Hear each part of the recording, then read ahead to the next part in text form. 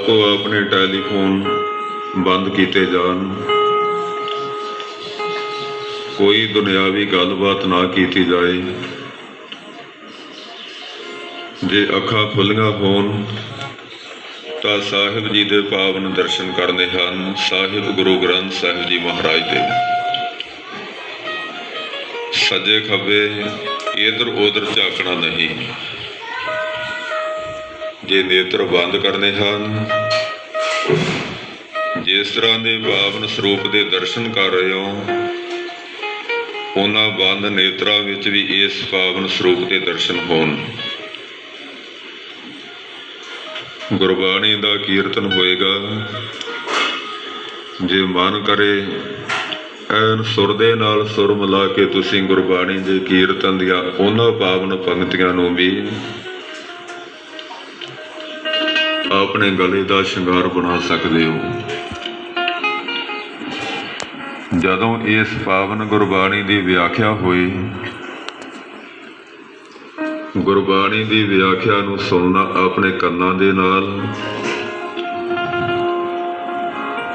ते वाहिगुरु गुरु मंत्र की जो धुन है उसनों छड्डना नहीं।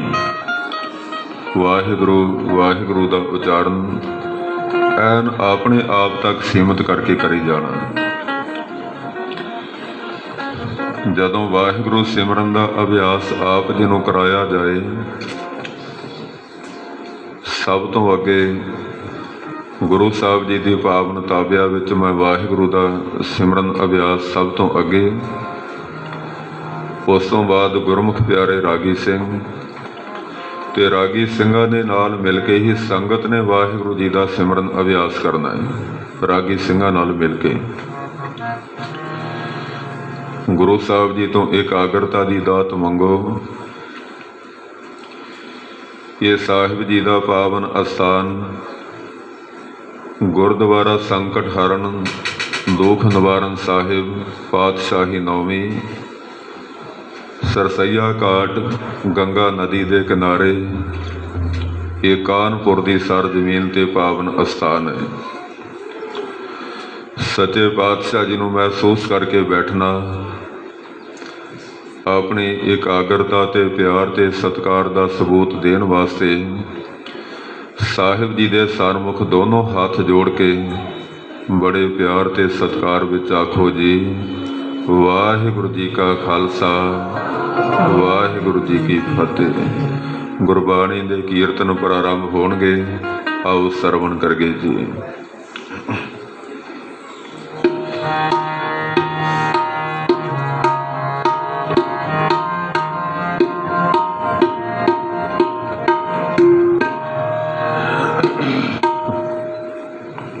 हुक्म अंदर सबको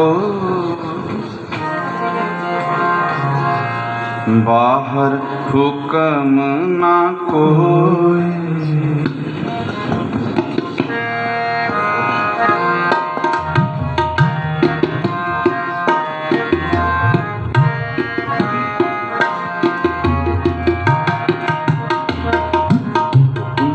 अंदर सबको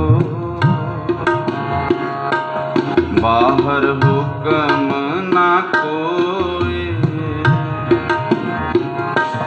हुक्म अंदर सबको बाहर हुक्म ना कोई।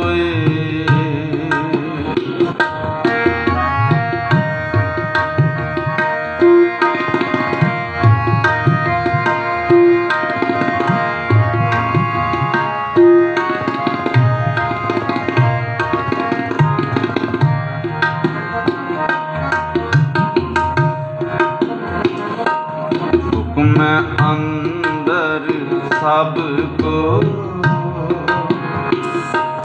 बाहर हुक्म ना कोई। हुक्म अंदर सबको बाहर हुक्म ना कोई।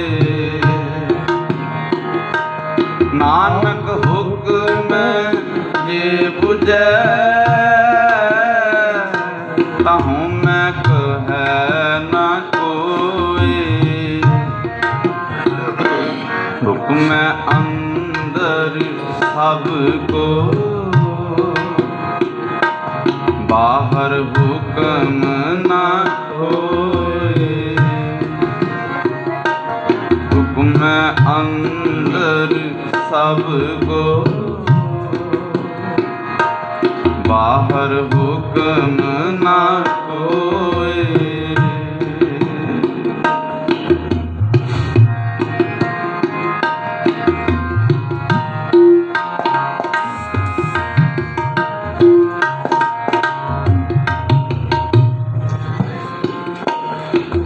गुरु नानक साहब जी के पावन वचन अपने जीवन विच अपनी जिंदगी विच कुछ प्राप्त करना होए तो वो प्राप्ति किस तरह की जा सकती है।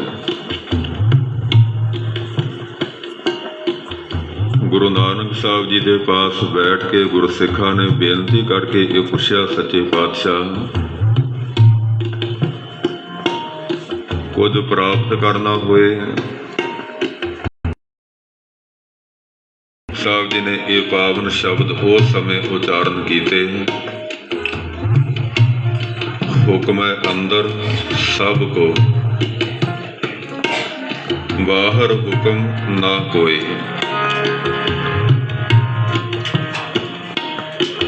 जिन्हों ने अपनी जिंदगी विच सब कुछ ही प्राप्त करना होए उन्होंने हुक्म दे अंदर रहना पवेगा। हुक्म अंदर बड़ी एकाग्रता नाल पावन शब्दां ते ध्यान दिओ। हुक्म अंदर सबको जिन्हों ने इस हुक्म दे अंदर रहन की जाच सीख लिया है उन्होंने सबको सब कुछ ही प्राप्त हो जाता है। बाहर हुक्म ना कोई। जिन्हों ने अपने आप को इस हुक्म दे अंदर नहीं रखिया ना कोई उन्होंने कुछ भी प्राप्त नहीं हो सकता जिंदगी विच। बस इन्नी को गल है। असीं साहिब जी के पावन चरनां विच जुड़ मिल के अरदास करनी, सच्चे पातशाह आप जी के पावन हुक्म दे अंदर रहन की जाच दसो ताकि असीं सब कुछ ही प्राप्त कर सकीए। हुक्म अंदर सबको बाहर हुक्म ना कोई। ਜਿਹੜੇ ਹੁਕਮ ਤੋਂ ਬਾਹਰ ਚਲੇ ਜਾਂਦੇ ਨੇ ਉਹਨਾਂ ਨੂੰ ਕੁਝ ਵੀ ਪ੍ਰਾਪਤ ਨਹੀਂ ਹੁੰਦਾ। ਦੇਖੀਏ ਸਾਹਿਬ ਜੀ ਕਿਸ ਤਰ੍ਹਾਂ ਵਚਨ ਕਰਦੇ ਨੇ।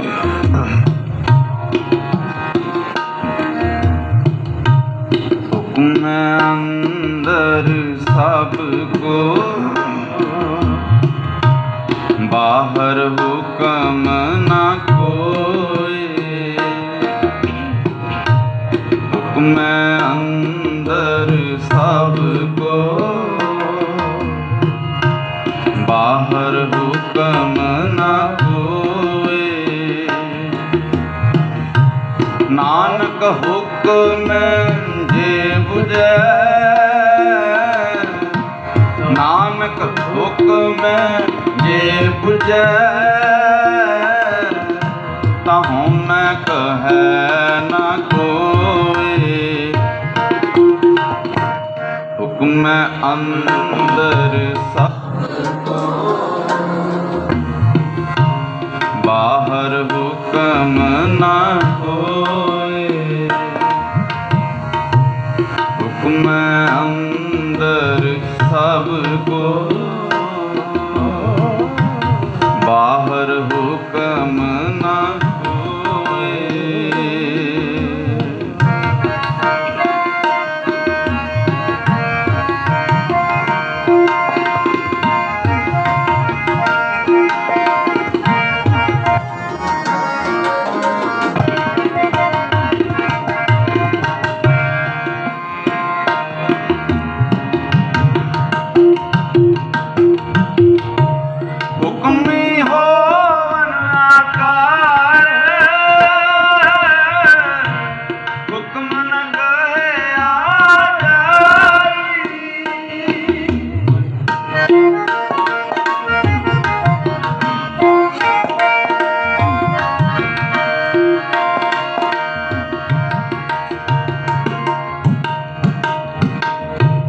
ਹੁਕਮੀ ਹੋਵਨ ਆਕਾਰ,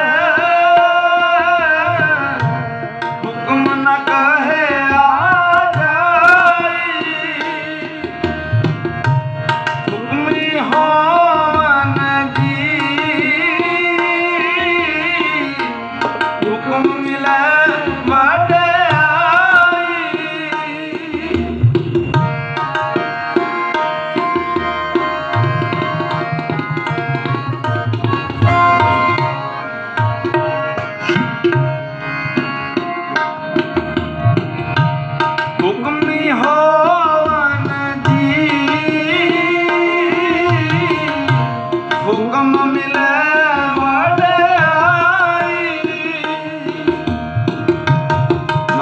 ਹੁਕਮ ਜੇ ਬੁਝੈ,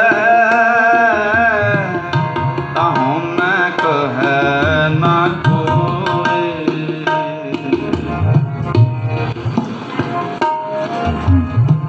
ਸਰਵਣ ਕਰ ਸੀ ਹੁਕਮੀ ਹੋਵਨ ਆਕਾਰ, ਹੁਕਮ ਨਾ ਕਹਿਆ ਜਾਈ। ਜਿੰਨਾ ਵੀ ਆਕਾਰ ਅਸੀਂ ਦੇਖਦੇ ਹਾਂ ਸੰਸਾਰ ਵਿੱਚ, ਗੁਰੂ ਨਾਨਕ ਸਾਹਿਬ ਜੀ ਵਚਨ ਕਰਦੇ ਹਨ, ਇਹ ਸਭ ਕੁਝ ਹੁਕਮ ਦੇ ਵਿੱਚ ਹੀ ਪੈਦਾ ਹੋਇਆ ਹੈ। ਇਸ ਆਕਾਰ ਵਿੱਚ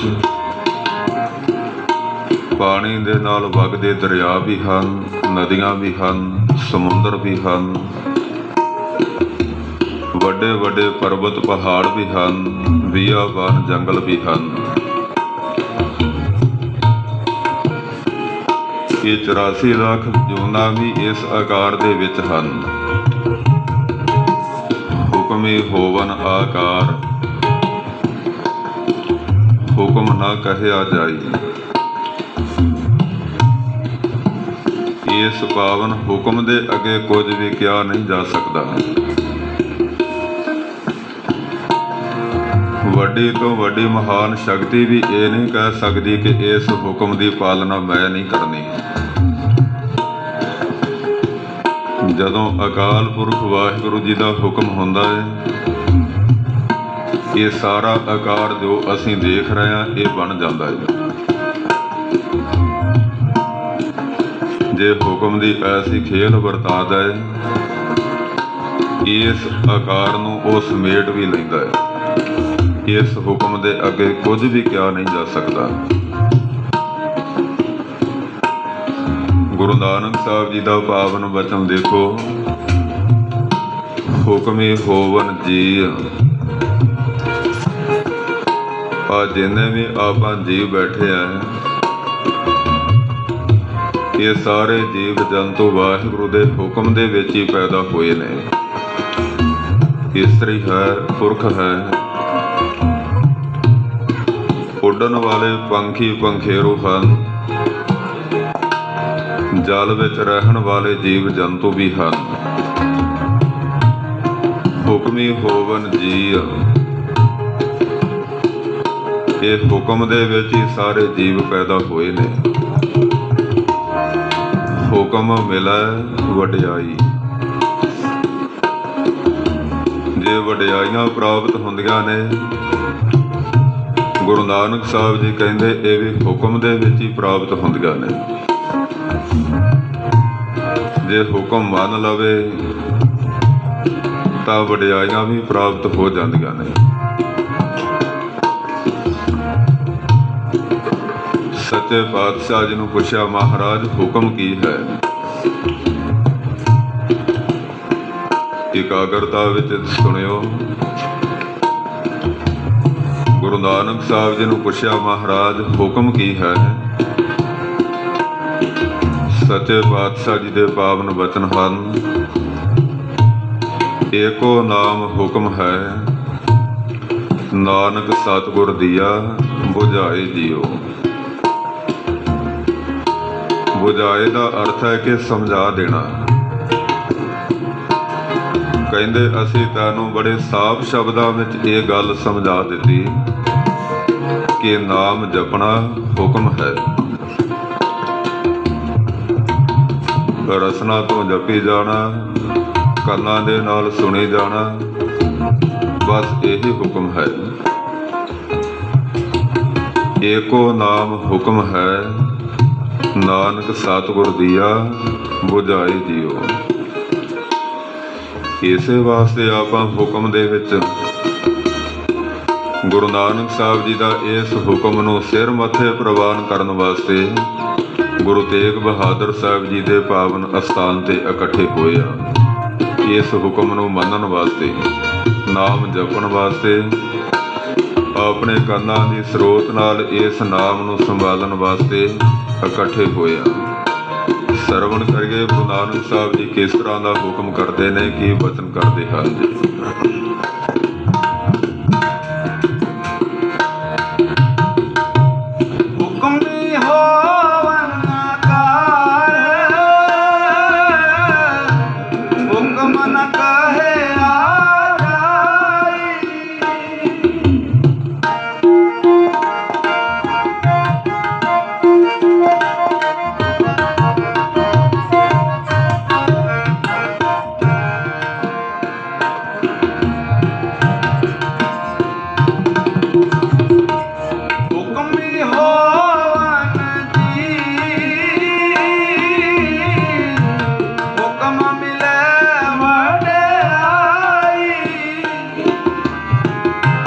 ਨਾਨਕ ਹੁਕਮ ਜੇ ਬੁਝੈ, ਤਾਂ ਮੈਂ ਕਹੈ ਨਾ ਕੋਇ। ਨਾਨਕ ਹੁਕਮ ਜੇ ਬੁਝੈ, ਤਾਂ ਮੈਂ ਕਹੈ ਨਾ ਕੋਇ। ਹੁਕਮ ਅੰਦਰ ਸਭ ਕੋ, ਬਾਹਰ ਹੁਕਮ ਨਾ ਕੋਇ। ਹੁਕਮ ਅੰਦਰ ਸਭ ਕੋ, ਬਾਹਰ ਹੁਕਮ ਨਾ ਕੋਇ।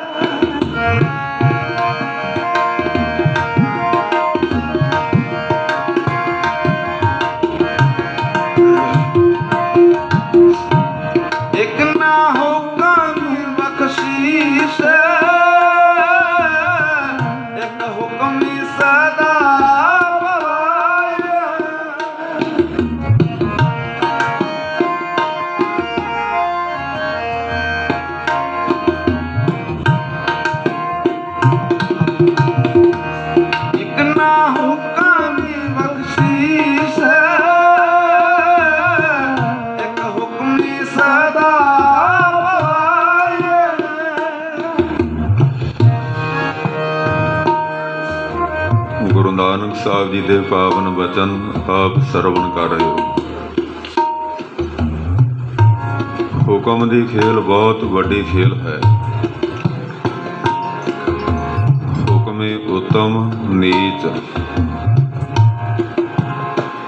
ਜਿਨ੍ਹਾਂ ਨੇ ਵਾਹਿਗੁਰੂ ਦੇ ਹੁਕਮ ਨੂੰ ਪ੍ਰਵਾਨ ਕੀਤਾ,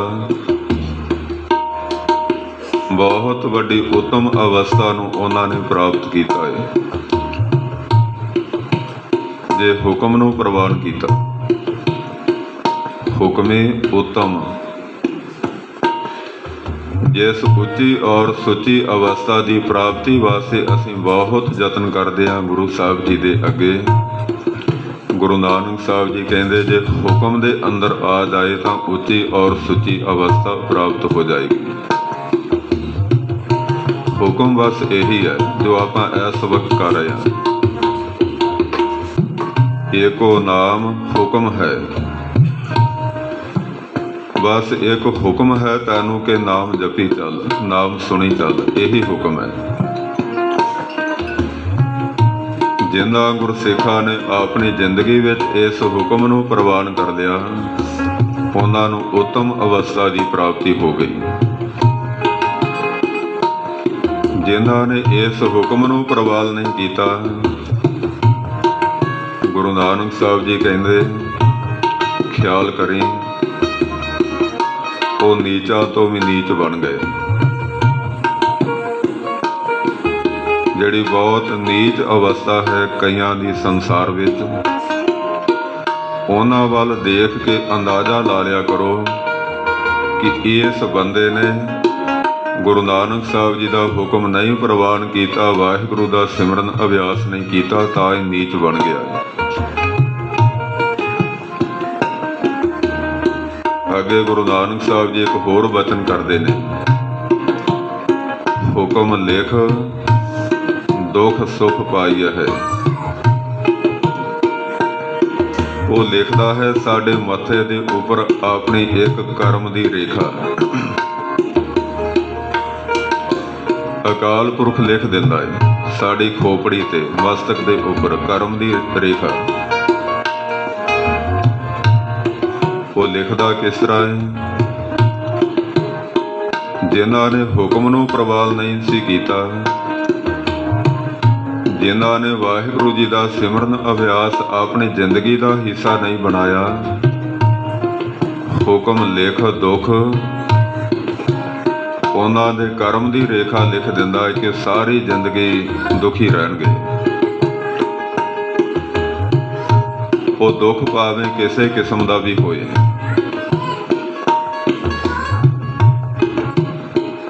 ਉਹ ਦੁੱਖ ਦੀ ਵਿਆਖਿਆ ਕਰਨ ਦੀ ਲੋੜ ਨਹੀਂ।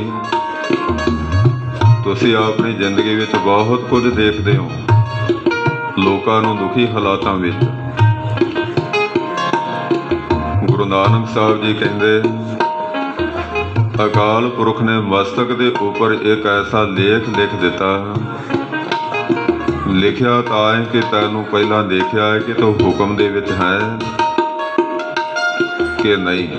ਜੇ ਨਹੀਂ ਤਾਂ ਬਹੁਤ ਵੱਡੇ ਵੱਡੇ ਦੁੱਖਾਂ ਦਾ ਲੇਖ ਮਸਤਕ ਦੀ ਰੇਖਾ ਦੇ ਲਿਖੇ ਗਏ। ਸੁਖ ਪਾਈਆ ਹੈ। ਜਿਨ੍ਹਾਂ ਨੇ ਵਾਹਿਗੁਰੂ ਜੀ ਦਾ ਸਿਮਰਨ ਅਭਿਆਸ ਕੀਤਾ ਆਪਣੀ ਜ਼ਿੰਦਗੀ ਵਿੱਚ, ਉਹਨਾਂ ਨੇ ਸੁੱਖ ਪ੍ਰਾਪਤ ਕੀਤੇ ਹਨ। ਉਹ ਸੁੱਖ ਭਾਵੇਂ ਕਿਸੇ ਕਿਸਮ ਦੇ ਹੋਣ। ਅਕਾਲਾ ਸੁਖ ਮਾਇਕੀ ਸੁਖ ਨਹੀਂ। ਇਹ ਜੋ ਬਾਹਰੀ ਤੌਰ ਤੇ ਸੁੱਖ ਪ੍ਰਾਪਤ ਹੁੰਦੇ ਨੇ, ਕੇਵਲ ਇਹੀ ਸੁੱਖ ਨਹੀਂ, ਸਭ ਤੋਂ ਵੱਡੇ ਸੁੱਖ ਦੀ ਪ੍ਰਾਪਤੀ ਹੁੰਦੀ ਆਪਣੀ ਜ਼ਿੰਦਗੀ ਵਿੱਚ ਕਿ ਮਾਨਸਿਕ ਤੌਰ ਤੇ ਐਨ ਸੁਖੀ ਹੋ ਜਾਣਾ,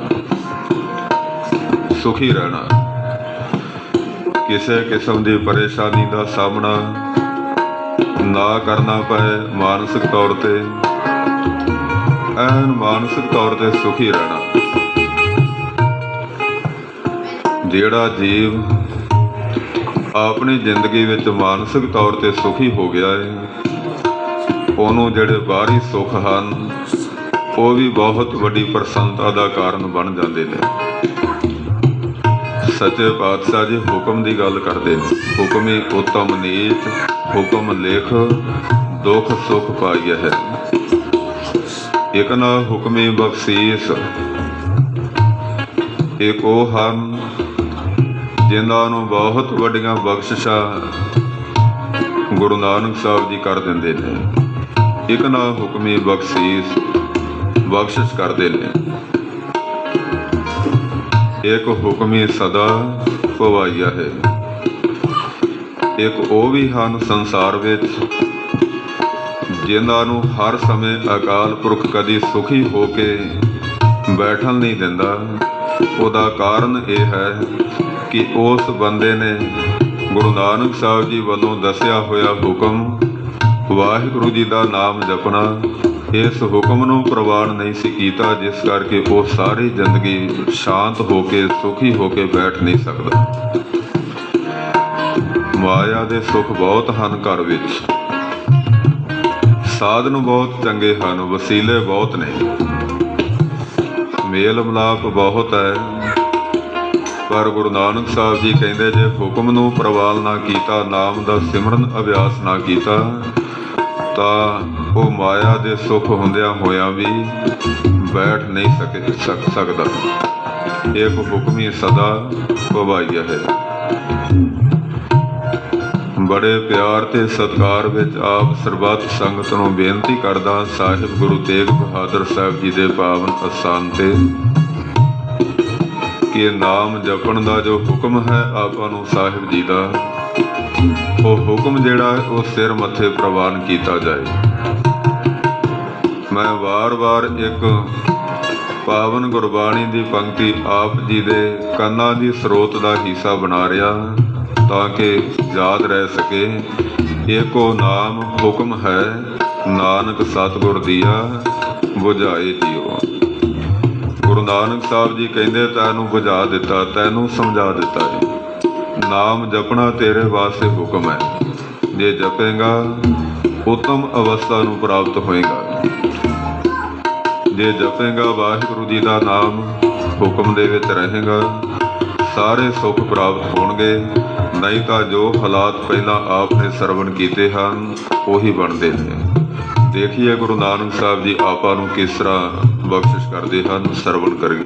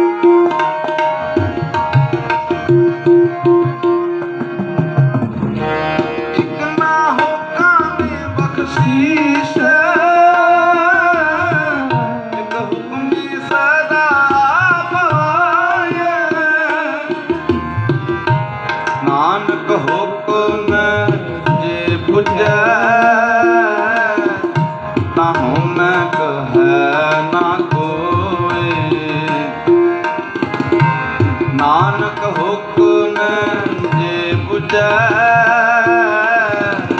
ਤਾਹੂ ਮੈਂ ਕਹੈ ਨਾ ਕੋਇ। ਹੁਕਮ ਅੰਦਰ ਸਭ ਕੋ ਬਾਹਰ ਹੁਕਮ ਨਾ ਕੋਇ। ਹੁਕਮ ਅੰਦਰ ਸਭ ਕੋ ਬਾਹਰ ਹੁਕਮ ਨਾ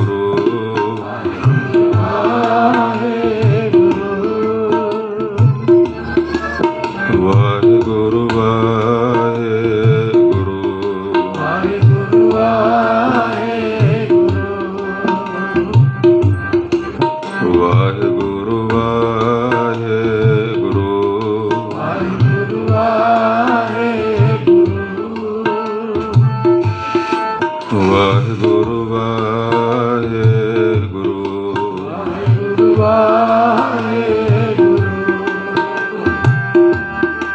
ਵਾਹਿਗੁਰੂ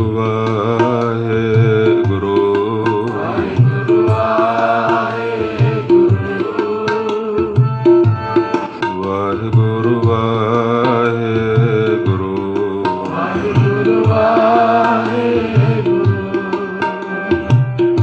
ਵਾਹਿਗੁਰੂ ਵਾਹਿਗੁਰੂ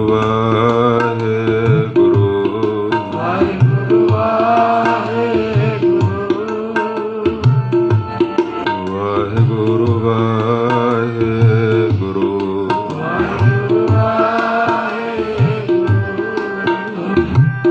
ਵਾਹਿਗੁਰੂ ਵਾਹਿਗੁਰੂ ਵਾਹਿਗੁਰੂ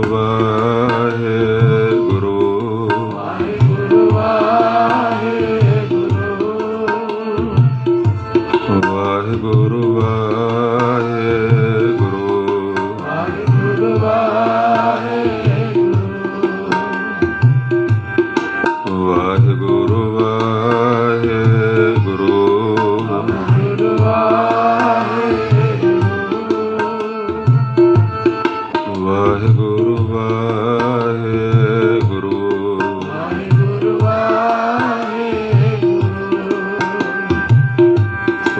ਵਾਹਿਗੁਰੂ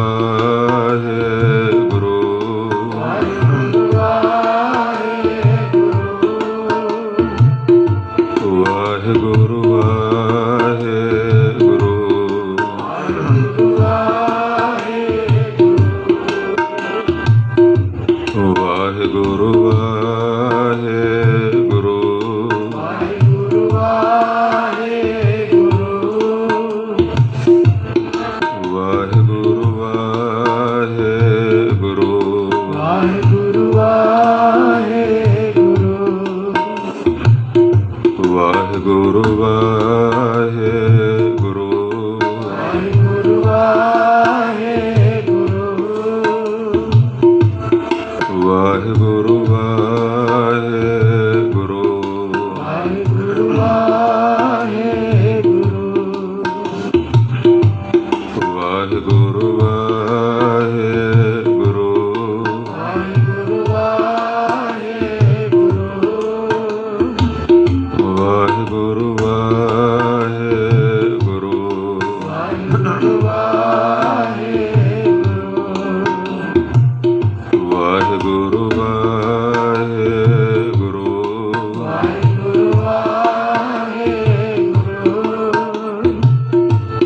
ਵਾਹਿਗੁਰੂ ਵਾਹਿਗੁਰੂ